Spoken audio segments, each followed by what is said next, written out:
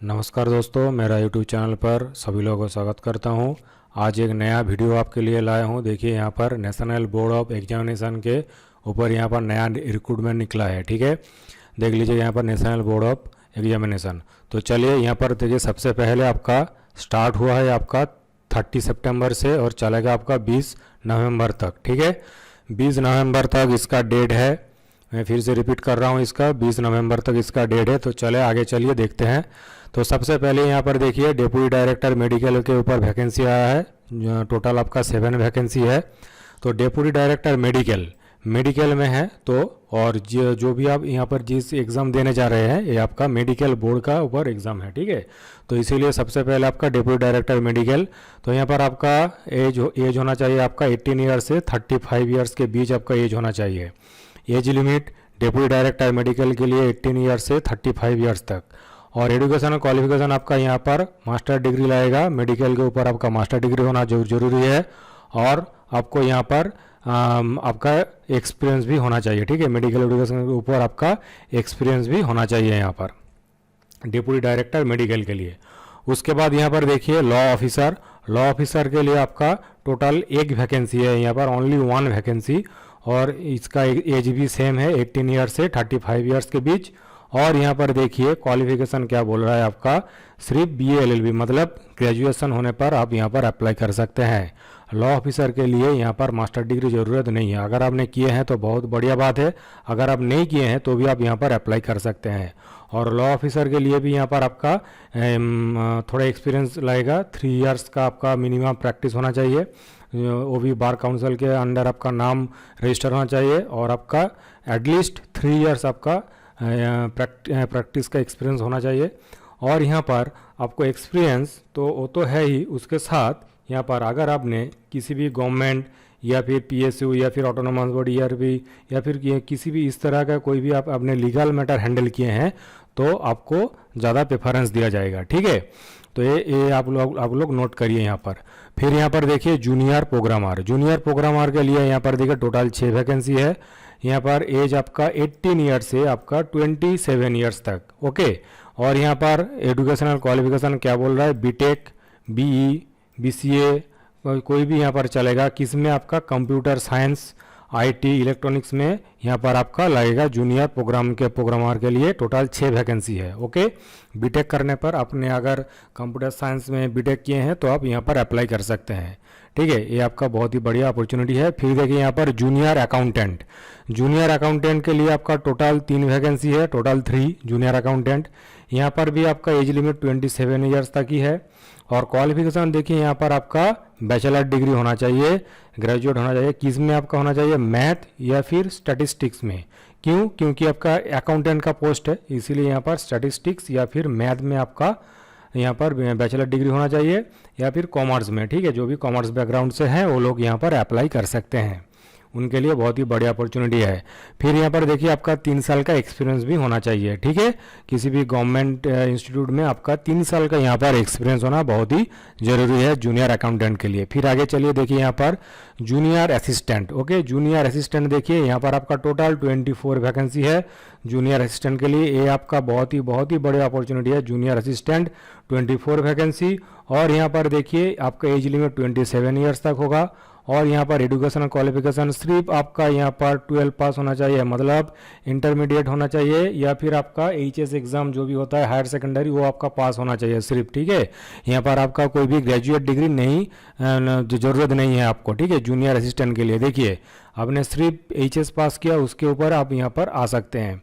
और यहाँ पर क्या बोल रहा है कि आपको कंप्यूटर में थोड़ा बहुत नॉलेज होना चाहिए। ठीक है, कंप्यूटर यूज में थोड़ा बहुत इंटरनेट नेटवर्क विंडोज़ के बारे में थोड़ा बहुत आपको हैबिट होना चाहिए। ठीक है, क्योंकि ये लोग आपका क्लरिकल पोस्ट है। ठीक है, जूनियर असिस्टेंट मतलब यहाँ पर ये वाला आपका क्लरिकल पोस्ट है। तो क्लरिकल पोस्ट में आपको कंप्यूटर का यूज करना पड़ता है। ठीक है, जो भी डॉक्यूमेंट है, कोई ऑफिसर आपको बोला कि ये लेटर मुझको टाइप करके दो, या फिर किसी ने बोला मुझको ये फाइल वर्ड में बना के दो, तो इस सब के लिए कंप्यूटर का ज़रूरत होता है। ठीक है, तो इसीलिए आपको कंप्यूटर का नॉलेज होना बहुत ही ज़रूरी है यहाँ पर। ओके, फिर देखिए आपका स्टेनोग्राफर हो गया।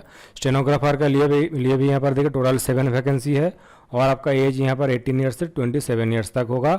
और स्टेनोग्राफर के लिए भी सेम आपका सीनियर सेकेंडरी मतलब आपका एचएस पास होना चाहिए। तो इन दो पोस्ट के लिए आपका क्वालिफिकेशन सेम है, ठीक है। जूनियर असिस्टेंट एंड स्टेनोग्राफर के लिए आपका क्वालिफिकेशन सेम है, लेकिन यहाँ पर आपका जो एक्सपेरिमेंट जो मांग रहा है यहाँ पर जूनियर असिस्टेंट के लिए यहाँ पर आपको बोल रहा है कि कंप्यूटर जानना बहुत ही ज़रूरी है।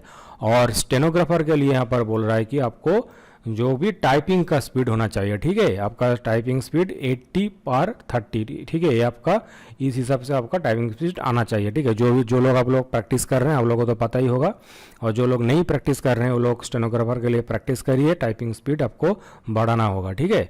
तो ये आपका है बस, और ज़्यादा कुछ यहाँ पर है नहीं। फिर आगे चलिए देखिए यहाँ पर टोटल आपका कितना कितना वैकेंसी है, देखिए सब कुछ मैंने आपको पहले भी बोल चुका हूँ। और कौन सा ग्रुप किसका क्या ग्रुप है देखिए यहाँ पर junior accountant, stenographer and junior assistant आपका ग्रुप सी लेवल का जॉब है, मतलब आपका क्लरिकल जॉब है, ठीक है। और यहाँ पर जो भी डेप्यूटी डायरेक्टर लॉ ऑफिसर है आपका ग्रुप ए वाला सर्विस है, और जूनियर प्रोग्रामर आपका ग्रुप बी वाला सर्विस है, ठीक है। बहुत ही बड़ी अपॉर्चुनिटी यहाँ पर देखिए। टोटल यहाँ पर यूआर के जनरल कैटेगरी के लिए टोटल यहाँ पर वैकेंसी दिया गया है।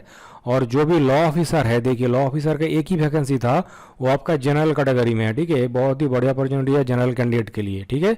तो यहाँ पर देखिए, यहाँ पर एसेंशियल एजुकेशन क्वालिफिकेशन के बारे में बोला है, मतलब यहाँ पर जो भी आपका क्वालिफिकेशन पिछले आपने देखे थे ना, जो भी क्वालिफिकेशन है ये सब आपको होना चाहिए। अगर इसमें से कोई भी क्वालिफिकेशन आपके पास नहीं है, अगर आपने अप्लाई कर दिए, फिर डॉक्यूमेंट वेरिफिकेशन में आपको डिस्क्वालीफाई किया जाएगा, ठीक है। तो ध्यान से इसको फॉलो करिए, ये यहाँ पर बहुत ही स्ट्रिक्ट रूल फॉलो होता है, ओके। फिर यहाँ पर एज लिमिट के बारे में तो मैंने आपको बोल ही दिया है।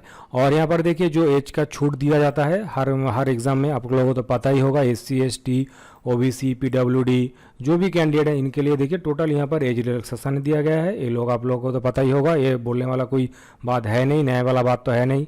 फिर यहाँ पर देखिए एक सर्विसमैन और जो भी डिफेंस पर्सनल है तो उनके लिए भी जो भी था, जो भी आपका पहले भी था रूल, वो सेम रूल है, ठीक है। इसमें कोई चेंज नहीं है। फिर आगे देखिए यहाँ पर क्या बोल रहा है, अगर यहाँ पर देखिए additional permissible relaxation in upper age limit for group C post, मतलब वो जो 3 वाला पोस्ट था ग्रुप सी, उसमें अगर आपने सेंट्रल गवर्नमेंट में काम कर रहे हैं या फिर कोई विडो डिवोर्समैन है तो उनके लिए यहाँ पर टोटल ज़्यादा एज लिमिट है यहाँ पर, ठीक है। 40 ईयर्स 45 ईयर्स तो ऐसे करके है यहाँ पर, ठीक है। लेकिन आपका जो भी एज क्राइटेरिया था वहाँ पर 35 ईयर्स और ग्रुप सी के लिए आपका 27 ईयर्स तक था, ओके। फिर यहाँ पर देखिए आपका सिलेक्शन कैसे होगा। सिलेक्शन देखिए सबसे बढ़िया बात है, जो भी deputy director medical law officer and junior programmer, मतलब ग्रुप A B जो भी पोस्ट है 3 पोस्ट, इसके लिए अभी तक इसका स्कीम और सिलेबस क्या होगा, एग्ज़ाम पैटर्न क्या होगा, ये सब यहाँ पर अभी तक वेबसाइट में नहीं निकला है, ठीक है। बाद में इसको निकाला जाएगा, ठीक है। यहाँ पर देखिए शॉर्टली, मतलब जो भी यहाँ पर national board of examination medical science है तो इसी वेबसाइट में बाद में इसका सिलेबस और स्कीम कैसे एग्ज़ाम होगा बाद में दिया जाएगा। तो आप लोग ज़रूर जो लोग इस फॉर्म को भर रहे हैं तो बार बार वेबसाइट को चेक करिएगा। ऑफिशियल वेबसाइट का लिंक मेरा डिस्क्रिप्शन बॉक्स में है, वहाँ जाके वेबसाइट को बार बार चेक करिएगा। और इस वेबसाइट को आप लोग कॉपी करके रखिए, नोट डाउन करके रखिए, ठीक है। बार बार आपको चेक करना पड़ेगा, वहाँ पर इसको देगा। और फिर देखिए यहाँ पर जो भी ग्रुप सी वाला पोस्ट है ना, junior accountant, stenographer and junior assistant, उसके लिए एग्जाम पैटर्न हम आगे देखेंगे। चलिए, उसके लिए सबसे पहले 2 स्टेज में एग्जाम होगा, स्टेज 1 एंड स्टेज 2, ओके। यहाँ पर देखिए 2 स्टेज एग्जाम। स्टेज 1 में क्या होगा, स्टेज 1 में आपका टोटल 200 क्वेश्चन आएगा और 200 मार्क्स, मतलब each question carry 1 mark, okay. हर एक क्वेश्चन के लिए आपका एक नंबर रहेगा। नेगेटिव मार्किंग भी होगा आपका 0.25 करके, अगर आपने एक गलत किया तो उसके लिए 0.25 मार्क्स घटेगा। टोटल 200 नंबर का क्वेश्चन आएगा। और यहाँ पर देखिए टोटल आपका 2 घंटा दिया जाएगा, ठीक है। 2 आवर्स 200 क्वेश्चंस होगा यहाँ पर। और इसका जो सिलेबस है CBT का सिलेबस वो हम आगे जाके देखेंगे, पहले देख लीजिए। यहाँ पर देखिए जूनियर अकाउंटेंट जो है, जूनियर अकाउंटेंट के लिए क्वेश्चन पेपर आपका ग्रेजुएट लेवल का होगा, क्योंकि वहाँ पर बोला था आपका कॉमर्स बैकग्राउंड और ग्रेजुएट बैचलर डिग्री, तो इसीलिए आपका यहाँ पर ग्रेजुएट लेवल का क्वेश्चन आएगा। और स्टेनोग्राफर और जूनियर असिस्टेंट के लिए यहाँ पर 10+2 मतलब HS लेवल का क्वेश्चन आएगा, ठीक है। CBT में जो क्वेश्चन आएगा वो HS लेवल का आएगा। और यहाँ पर जो स्टेज 2 है, स्टेज 2 के लिए यहाँ पर देखिए टोटल 100 मार्क का क्वेश्चन आएगा और आपका टाइम ड्यूरेशन है 75 मिनट्स, मतलब 1 आवर 15 मिनट्स। ओके, यहाँ पर टोटल आपका दिया जाएगा। तो ये किसके ऊपर होगा, ये आपका कंप्यूटर नॉलेज और स्किल स्टेट्स के ऊपर होगा। ठीक है, तो मैंने आपको पहले भी बोला था यहाँ पर जो कंप्यूटर के ऊपर में थोड़ा बहुत नॉलेज होना बहुत ही ज़रूरी है। तो इसका कोई सिलेबस नहीं है, ठीक है, इसका कोई सिलेबस नहीं है। आपका कंप्यूटर नॉलेज कितना है उसके ऊपर यहाँ पर एग्ज़ाम लिया जाएगा। तो मान के चलिए यहाँ पर थोड़ा बहुत यहाँ पर डिस्क्राइब किया भी है, data entry, word processing, computer operation और स्टेनोग्राफर के लिए जो भी टाइपिंग है वो सब होगा यहाँ पर। ठीक है, तो स्टेज 1 के लिए देखिए यहाँ पर स्टेज 1 के लिए क्या क्या एग्जाम में आएगा। टोटल तो 200 नंबर का क्वेश्चन है, लेकिन क्या क्या है देखिए। सबसे पहले आपका general intelligence and reasoning, general awareness, quantitative aptitude और इंग्लिश कॉम्प्रिहेंशन। ठीक है, तो इसका अलग से कुछ सिलेबस दिया नहीं है इन लोगों ने सिर्फ यही बोला है कि यहाँ पर क्या क्या आएगा। ठीक है, रीजनिंग से आएगा, जनरल अवेयरनेस से आएगा, क्वांटिटेटिव एप्टीट्यूड और आपका इंग्लिश से आएगा। तो इसके ऊपर अलग से कोई डिटेल्स डिस्क्राइब नहीं है। तो जिन लोग एग्ज़ाम प्रिपरेशन ले रहे हैं तो सेम ही आपका सिलेबस रहेगा, अदर अलग से आपको प्रिपरेशन नहीं लेना पड़ेगा। अगर आपने बैंक के लिए प्रिपरेशन ले रहे हैं या फिर रेल या फिर एसएससी के लिए जो भी अदर्स प्रिपरेशन ले रहे हैं तो सेम ही सिलेबस है। ठीक है, सिलेबस कोई दिक्कत नहीं है, सेम सिलेबस। ओके, तो चलिए यहाँ पर देखिए आपका कितना फीस है। यहाँ पर देखिए यूआर एंड ओबीसी के लिए आपका 1500 रुपया प्लस 18% जीएसटी लगेगा। ओके, और एससी एसटी और पीडब्ल्यूडी एंड वोमेन कैंडिडेट के लिए यहाँ पर फीस नील है। तो भाई जनरल कैंडिडेट इसके लिए तो बहुत ही बुरी खबर है, यहाँ पर 1500 रुपया प्लस 18% जीएसटी।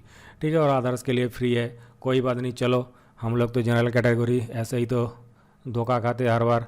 तो चलो इसे ऐसे करके जल्दी से फॉर्म भरिए इसका। और यहाँ पर देखिए आपका ऑफिशियल वेबसाइट यहाँ पर है और इसका लिंक मेरा डिस्क्रिप्शन बॉक्स में है, यहाँ पर जाके आप लोगों को फॉर्म भरना पड़ेगा। और सबसे पहले देखिए यहाँ पर आपका डेट, टाइम, वेन्यू, एग्जामिनेशन, किसी के बारे में अभी तक इन लोगों ने कोई बात बोला नहीं है। तो सब कुछ ये लोग उसी वेबसाइट में बाद में बताएंगे। ठीक है, और यहाँ पर सबसे बढ़िया बात देखिए कैरेक्टर के बारे में यहाँ पर अलग से बोला गया है। मतलब आपका कैरेक्टर सर्टिफिकेट जब भी आप डॉक्यूमेंट वेरिफिकेशन होगा उस टाइम आपको एक कैरेक्टर सर्टिफिकेट लाना पड़ेगा। ठीक है, ये बहुत ही ज़रूरी है। और जिनके पास मैरिटल स्टेटस है वो भी आपको क्लीन रखना पड़ेगा, मतलब यहाँ पर कोई भी केस नहीं होना चाहिए आपके ऊपर। और यहाँ पर देखिए फिजिकल फिटनेस, आपको फिजिकली फिट होना पड़ेगा क्योंकि ये आपका नेशनल मेडिकल बोर्ड है, तो यहाँ पर आपको फिजिकली फिट होना पड़ेगा। और लैंग्वेज देखिए यहाँ पर आपका इंग्लिश और हिंदी दोनों में आपका पेपर होगा, इंग्लिश या हिंदी दोनों में होगा, तो किसी में पर आप आंसर कर सकते हैं। ठीक है, ये आपका स्टेज 1 के लिए। और स्टेज 2 तो आपका सिर्फ प्रोफिशिएंसी टेस्ट कर रहा है ना, जो भी स्टेज 2 है वहाँ पर आपका कंप्यूटर प्रोफिशिएंसी टेस्ट होगा। तो इसीलिए वहाँ पर आपका अलग से कुछ लैंग्वेज होगा नहीं, कंप्यूटर तो इंग्लिश में चलता है तो इंग्लिश में ही आपको देना पड़ेगा।